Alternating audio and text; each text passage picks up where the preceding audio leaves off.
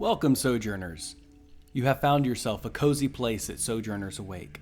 I'm Jonathan, and this is our production of The Fairy and the Free. In the most recent episode, the Sojourners have found themselves attempting a break-in in one of the Bookend's homes. And this is the apartment of none other than Vaughn, the monk from The Bookish and the Brave. Tryina is determined to drop off her little plant child in the safety and care of Vaughn as she prepares to go out for a new adventure in Skyworld. And only the utmost measure of security stands between her and success. Before you listen to this episode, it might be a good idea to revisit The Bookish and the Brave, Episode 3, Onward to Baldtop Library. And there you will find the first interchange between the player character Vaughn and Tryina. The encounter became so memorable, we decided to make an entire campaign built off this one person, the Fairy and the Free. And so for now, our story continues. And my secret mission takes me beyond that door. Are you able to let us in? I have the key. Oh, good. Vaughn's really gonna need what I'm leaving for him. It's important for his next mission. All right. Okay. So, Irony goes to unlock the door. And without any incident, it opens. And then it clicks shut. And he goes, well, that's strange. What happened? Tryina, you have proficiency with thieves' tools, do you not? Yes. You could hear that there is a second lock that has been hardwired into the door. And he's got the keys, wait, he embarrassingly looks back at you, Samoon and Bertie, and this is supposed to work. He's turning the door. I can turn the door. It should open. Shaking the door back and forth, and you realize he's making a scene, and he quickly puts the key away. I don't know. Something's wrong with the door. It's okay, honey. I think Vaughn is just a little extra paranoid. Here. If you look away, I can take care of this. Okay, right, I will. Secret agent stuff. What should I do? Look away. He looks at you, Bertie, just stares into your face. I can punch you in the face and knock you out, and then you could just say you were attacked. Why? That way you have an excuse so you don't get in trouble, I'm gonna get in trouble? I thought... He's getting in trouble! No, you'll not get in trouble. What we're doing is perfectly safe and good, and we're just on a mission. Where I come from, all of the guards, they stand at confident attention. So perhaps if you stand at confident attention, everybody will perceive that we are supposed to be here.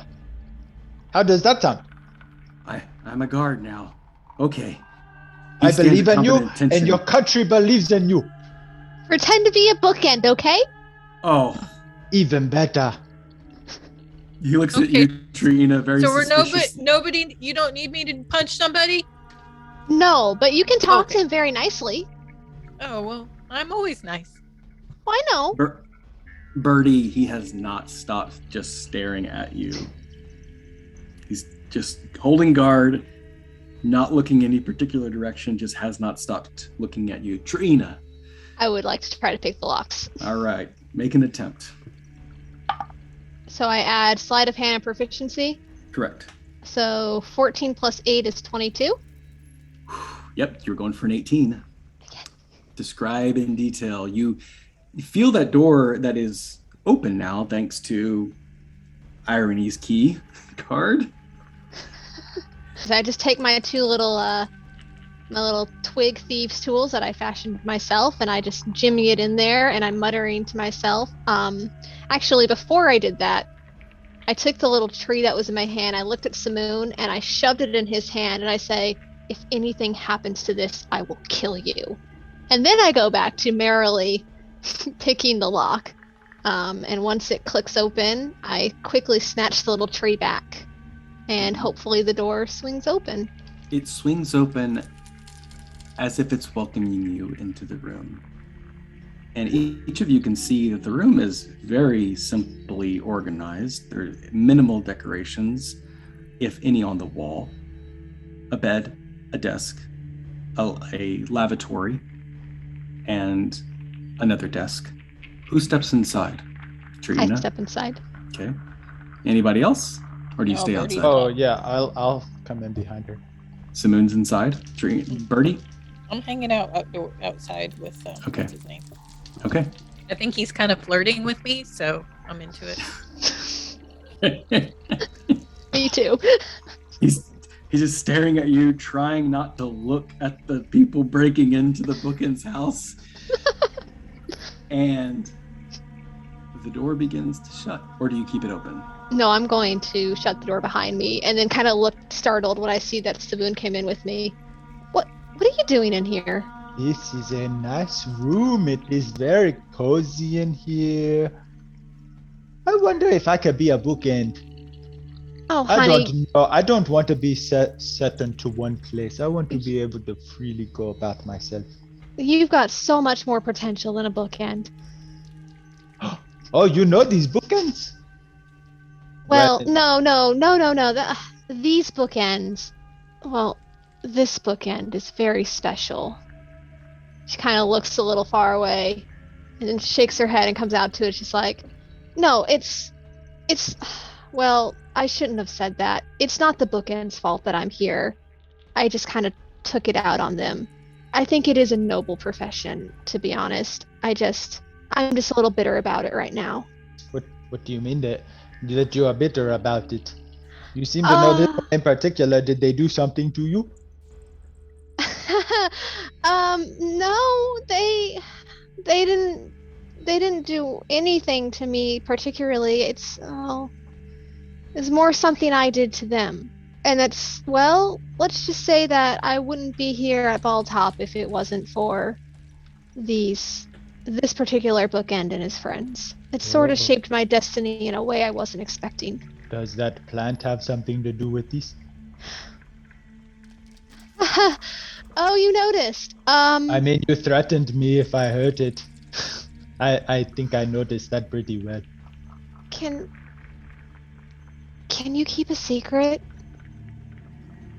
Maybe. If you don't keep the secret, she and I will both die. Oh, that is very bad. Well, what is the secret? But you Here. don't have to tell me if you do not want to. I do not want to burden you anymore, but I will listen if you want to tell me. She'll gesture you over. She'll set the little bonsai tree on the desk. And then she'll just kind of start in a little sing-song voice, just saying, Aramente, Aramente. A little glowing form, the tree will start to glow, and a little form will come out, and I'd say probably a toddler at this point. A little girl appears. And she just looks up at you and with great big eyes. But she's not quite solid yet. So this is my daughter. And it's not safe for her to be with me right now. She is so adorable. Look at the little. Wait, she's a tree, but a person. That's like me as a Genasi and a human. That's so nice. It's definitely not something like that at all. But yeah, sure. Well, she's not finished forming yet. So right now, well, the little girl just kind of smiles, does a little toddler thing. She's like, she can't be separated from her tree yet, but I'm hoping she'll grow out of it. But right now, if that woman that did this to me, she touches her face, finds out about her, she'll kill us both. So I'm leaving her here, with her father so that he can take care of her. But here's the thing, he doesn't know. And he also might kill me if he finds out. So we're gonna hope that he's a really nice person. Samoon, when she says that, you now see that on one side of the wall, there's this very ornate decoration of finely crafted weapons. These are not particular signature weapons, only extra weapons that seem to be used for some sort of practice and defense. Sais and katanas, bow staffs, nunchucks, throwing stars decorate the wall, and cluttered a little bit too, as there's some that are stuffed near a drawer and a table near a hastily stacked pile of books and papers. Okay. So, all right. Go back, little one, and the little fairy child goes back into her tree. I just want her to be free.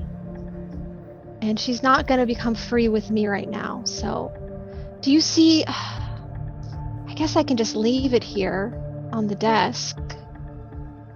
Is there any evidence that it looks like he's packing to leave soon, or has he already left? I meant to ask you this question. There is no evidence that Vaughn is in any haste to get out. Anywhere. Everything looks very routine. Okay.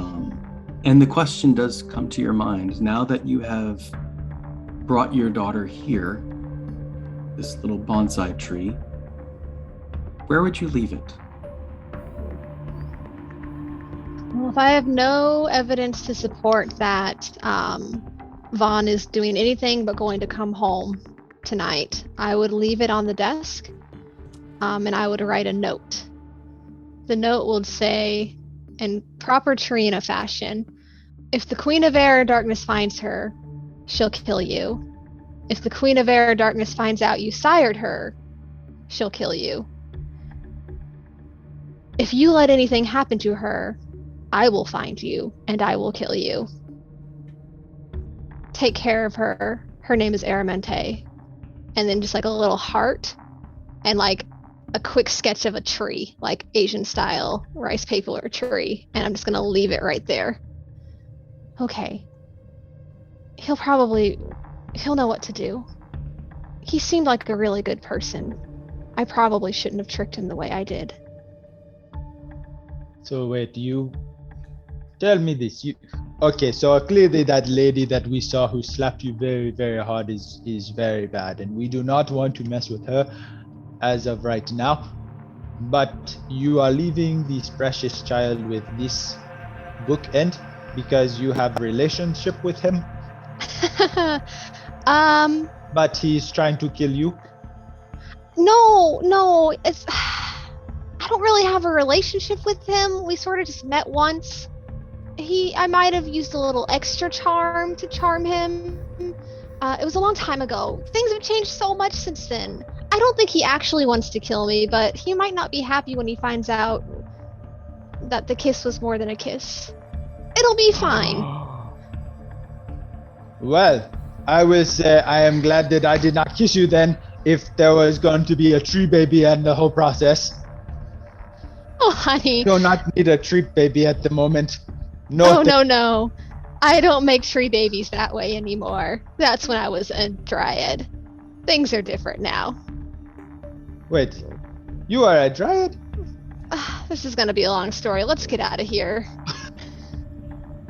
Okay. Irony is just staring at you, and someone walks by. He says, Bertie, someone is walking by. What do we do? Bertie just grabs him and just kisses him because it seems like that's what he wants. One of the witnesses walk by. They're carrying a pile of books, and they just kind of cock an eye towards Bertie and Irony. And one of the witnesses says, "Hey, go Irony!" Irony pushes back and says, "Someone saw us, Bertie. What were you thinking? Someone just saw me. That's okay. They think you're just kind of getting some action. I don't know.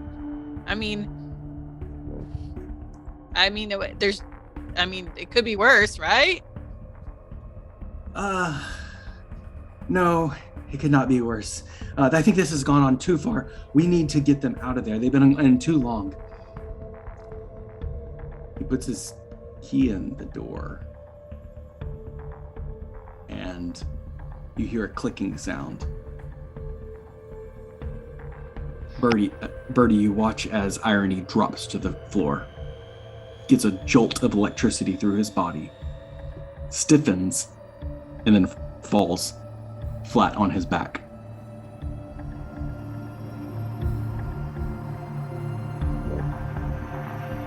Well, I hope that wasn't my kiss. I hope that was a trap. You see there are remnants of electricity crackling on the doorknob. At that moment, Samoon, Tryina, you hear the door crackle with electricity. What is that? And then you hear a small bark underneath the bed. The bed begins to shake. I snatch up the little tree and hold it to my chest. A dog rushes out from underneath the bed. It rattles and shakes, hissing out a mechanical woof woof. Its teeth extend beyond its jaw while attached to a chain and clamps on one of your legs. The monster! What is this thing? I've never seen this thing get away from me! Samoon, since you spoke up, does a 19 hit you? Yes. 11 points of damage. Whew. Clamps onto your leg, and just the sheer pain of hitting you in the leg. And as it bites on you, it tries to retract and pull you prone. So please make a strength saving throw. That's an at one. Oh. You fall flat on your butt, and it drags you slowly. Just it plants its feet on the ground, and its jaws, now extended upon this chain, just slowly draws you back to its mechanical form. Your back. It is eating me! It is eating! Bertie, you now hear this, so everyone roll initiative. Oh my gracious. I really hope that you asked Vaughn's player how he would guard his room. I did. I did. Wonderful. That was fun. No, this is wonderful. This is the fan fiction I've been waiting to write.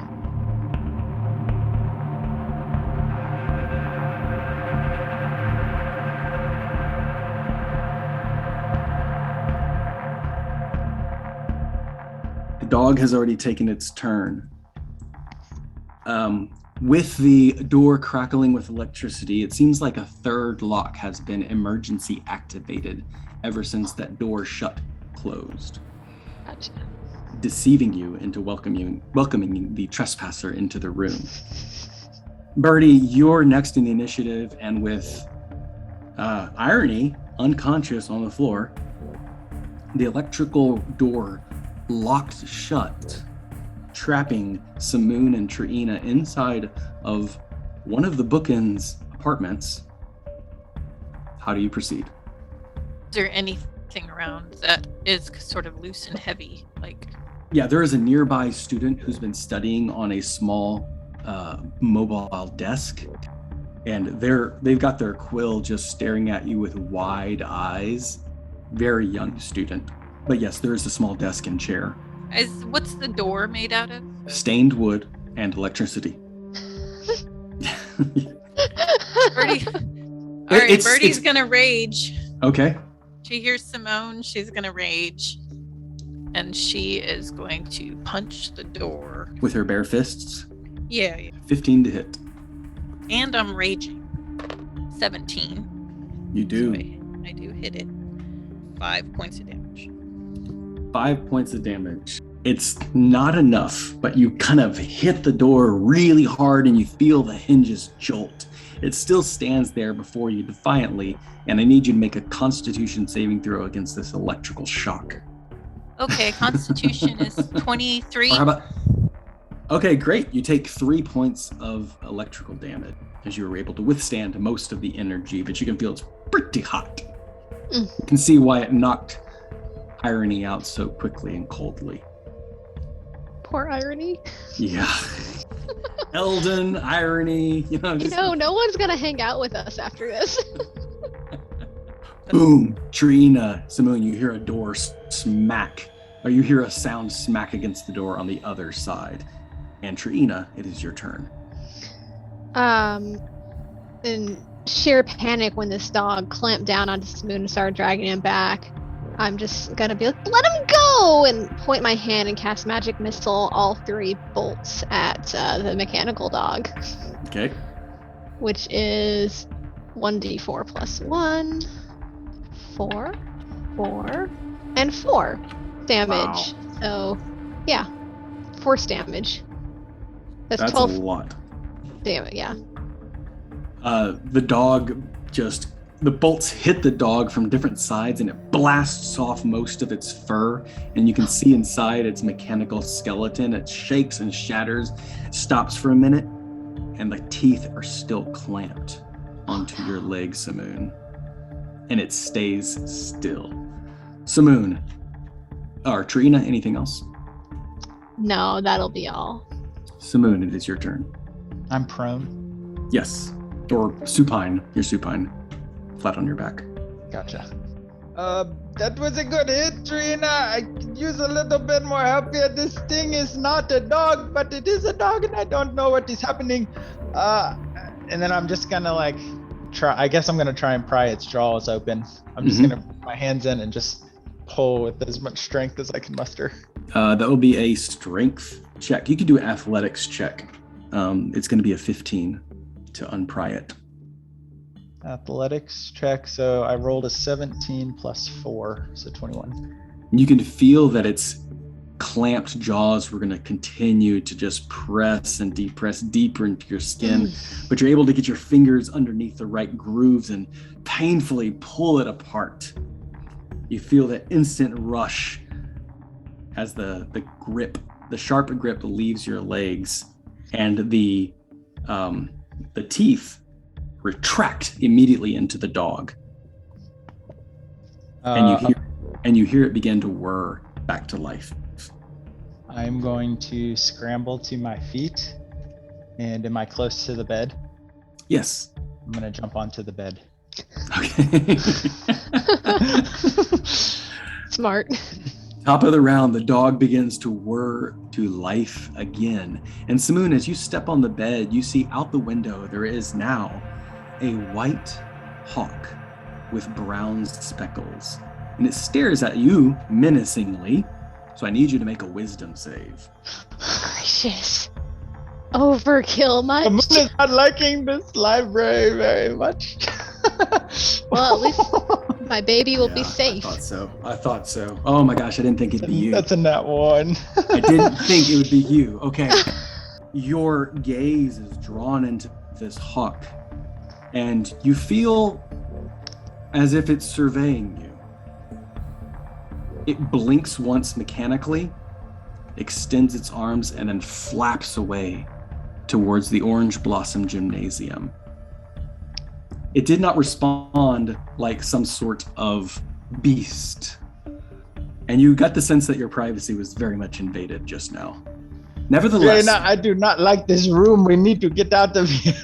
Nevertheless, as soon as you say that, you see that the window has been left unlatched. And there's a small breeze that's blowing through it. The dog begins to activate. It looks to you and regenerates a little bit of energy. Tryina, it goes for an attack against you. It's going to be a 13. Does not hit. The teeth extend and chomp right next to your ear. Oh my gosh. And then retracts back to the dog, and it's just bouncing around looking for another victim, hopping alongside near the bed. It manufactures some sort of sniff, sniff, sniff, sniff. Bertie, on the other side of the door, what do you do? Can I pick the desk up and throw it at the door? Yeah, absolutely. Okay, I'm gonna try it. I don't know how to roll for that though. Excuse me, I was using that. You pick up the desk. It's gonna be you're gonna be attacking with a weapon, so make an attack like you would be attacking with like a warhammer. 23. 11 points of damage.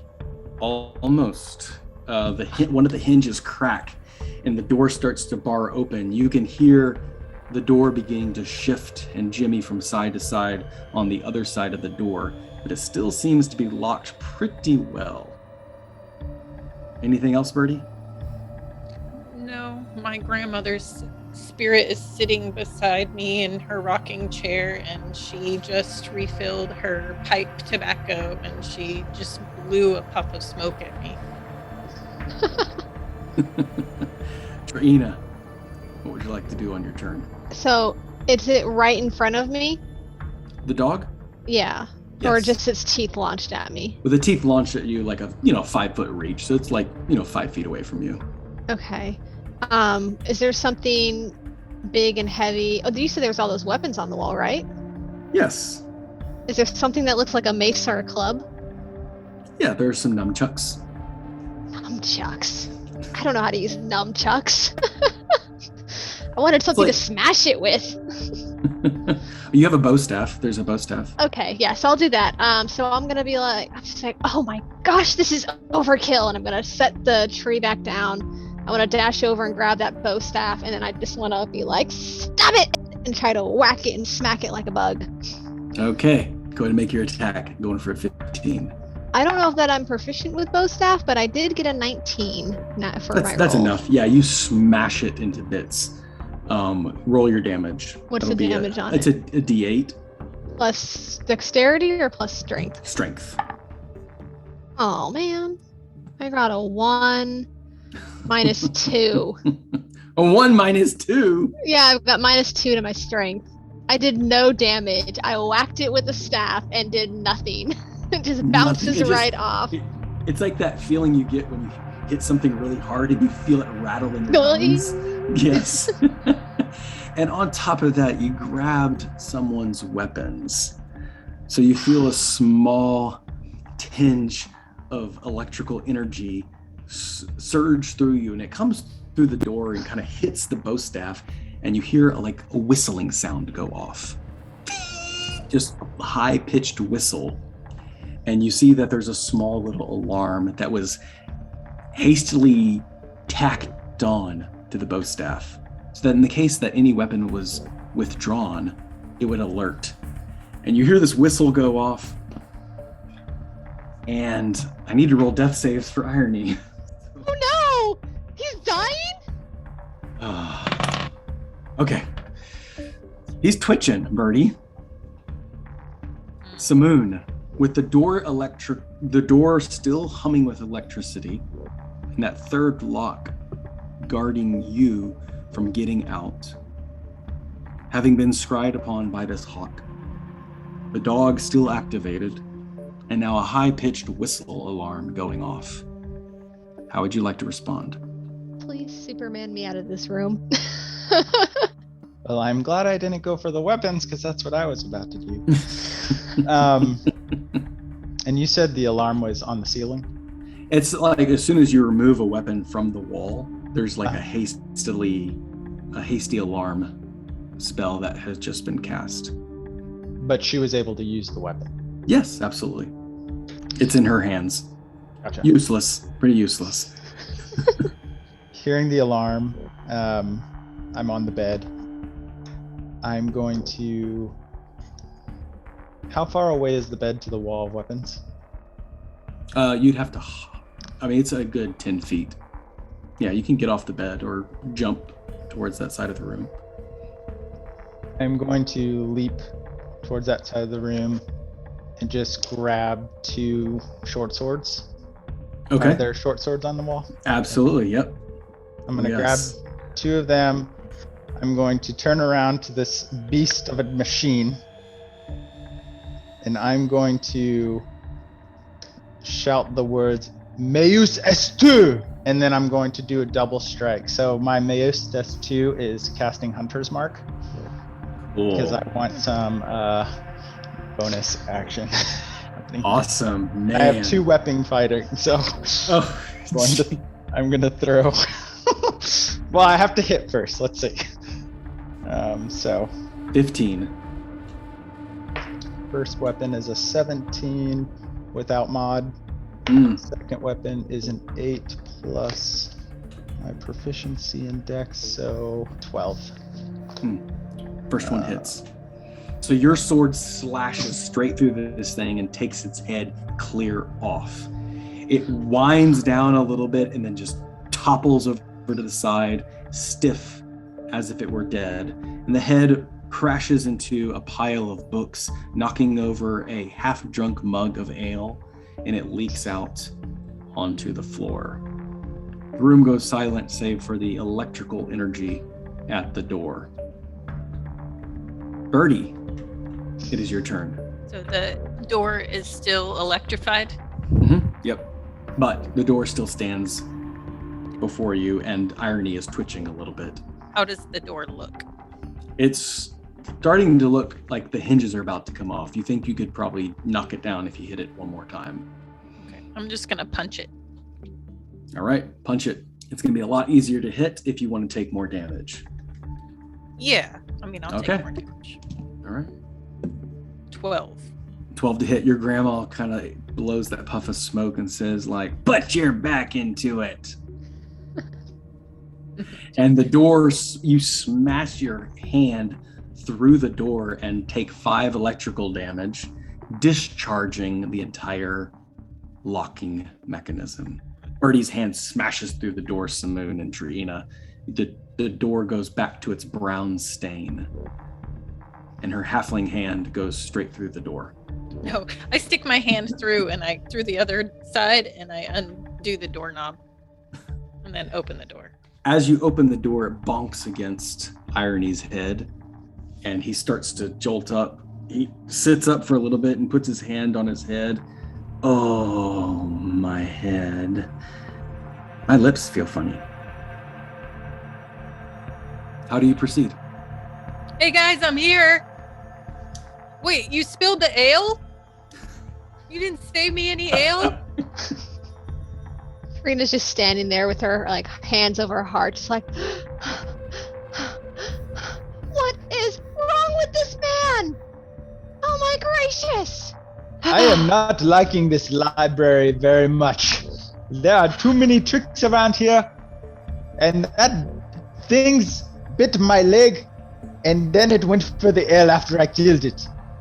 I'm gonna write another note, like angrily write another note that just says, I'm not sorry about your dog, you're insane. Somebody could get hurt.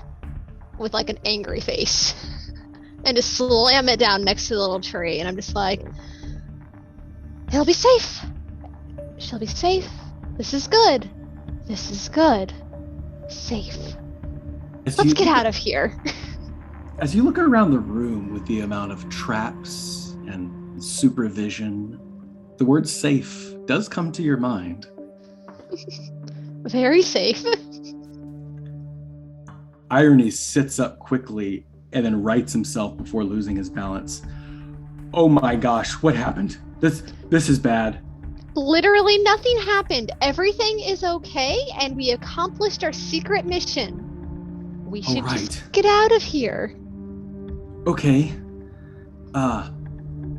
So we just leave it like it is, because this is a secret mission. Yes.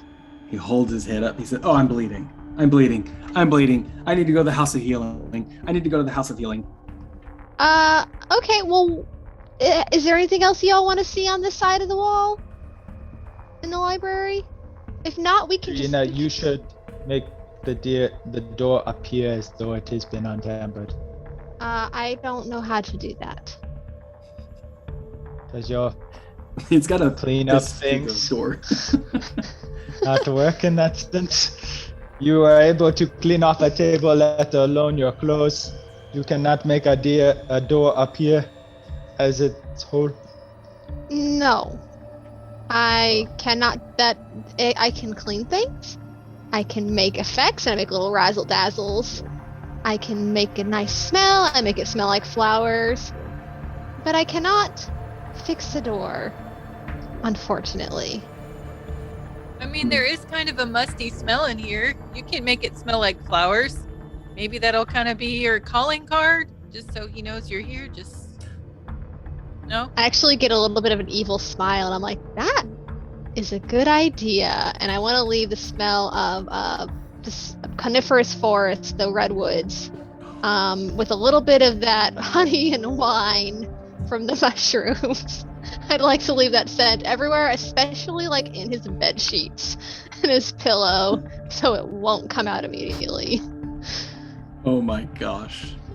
I think that's fair. So leaving this room, the bow staff on the ground, it looks like a 2-year-old's been jumping on his bed. It smells of coniferous forests, honey and wine. The ale is spilled, though in the pile of books, one could hardly recognize that.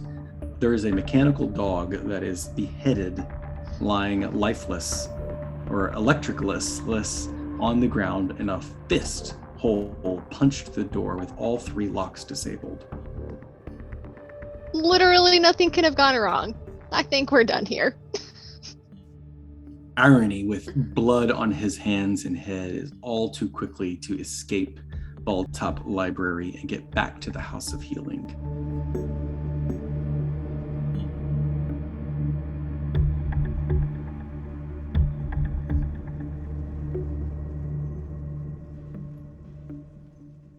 He urges you to follow him, and as you enter into the courtyard, Eldon walks sheepishly through the court of air, wrapped in a warm parka, carrying a steaming mug of tea.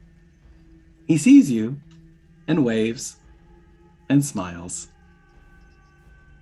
He points to the tea and says, "This is good." Hi. Eldon, it is good to see you again. He pauses. He returns your greeting. "Oh, yes. Well, it's very good to be seen." How are you feeling? "Oh, warm." I have lots of questions, but I don't really want to think about it right now. I just assumed that I probably got mixed up in some kind of mission that you 3 were on, and I'm just glad to be on my own 2 feet. He smiles candidly at you, Tryina. Of course. How are you feeling? Oh, you just answered that question. I'm sorry. I'm a little distracted right now. Well, we're so happy to see you better and warm. Well, it's all part of the dangers of working here at Baldtop Library. Even a priest can fall prey to various wiles and threats. You know, I've noticed it is unusually dangerous here. Oh, nothing unusual about it. I'm just glad you found what you needed. I was told to make sure to give you all 3 thanks for saving my life, even though I think technically it is because of you 3 that my life was also in danger. But it is not my fault. She gets very defensive. It wasn't my fault. Oh, he kind of just absentmindedly steeps his tea for a little bit, and I don't think it's your fault, Tryina. Well, hey, on the plus side, that awful will went away, so now a new one can be written.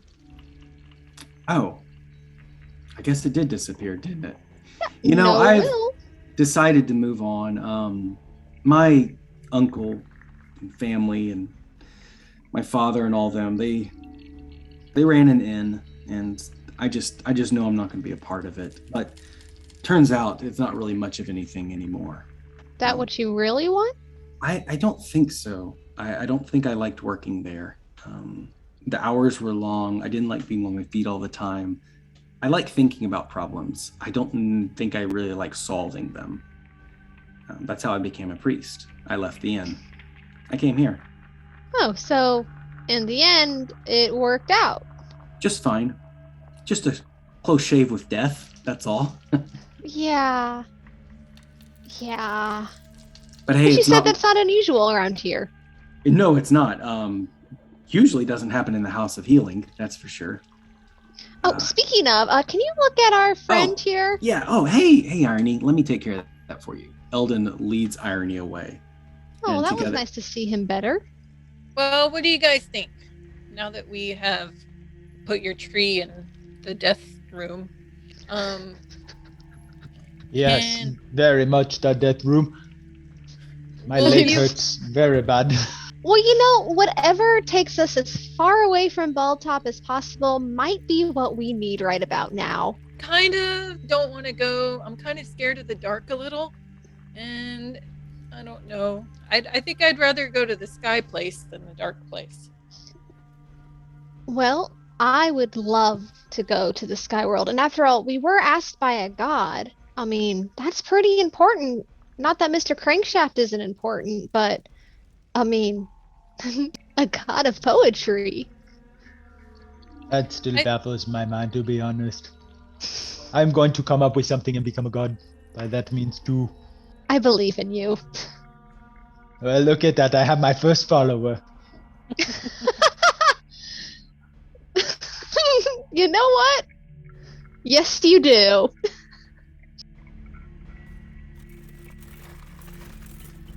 The sun sets outside, the Festival of Gears begins. You see light demonstrations of mechanical pets perform tricks to entertain the crowds. A construct of a dog plays fetch.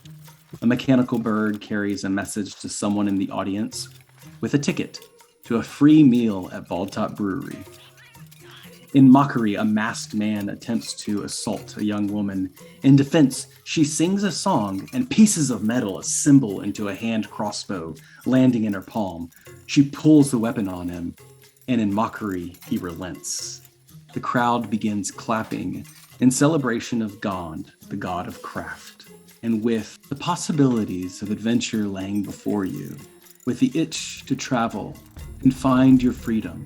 So for now, our story concludes.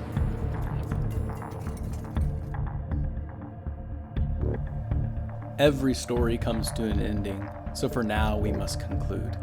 Thank you for listening, Sojourners. Your attention will not go unrewarded, and we look forward to continuing this adventure.